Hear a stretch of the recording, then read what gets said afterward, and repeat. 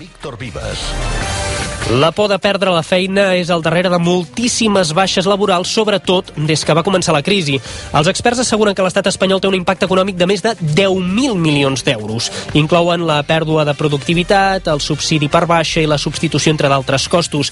Avisen que cal intervenir abans per evitar que els treballadors, siguin de l'esclau que siguin, tinguin un trastorn així. Els experts afirmen que depressions, angoixes i fòbies superen l'impacte de baixes per problemes musculars o cardiovasculars. De fet, diuen que un de cada 10 treballadors tindrà un trastorn psicològic al llarg de la seva vida. Per això reclamen prevenció i encaixar els casos amb el màxim de naturalitat. N'ha parlat a RAC1 l'especialista en medicina laboral, Manel Serrano. Però el que sí és evident i obvi és que anirem observant un degoteig de xifres en aquest sentit, sobretot si els factors laborals no s'aborden de cara, l'exigència laboral cada dia és major, els processos de despersonalització cada vegada són més obvis, l'exigència del rendiment i el culte a l'eficiència és quasi una religió.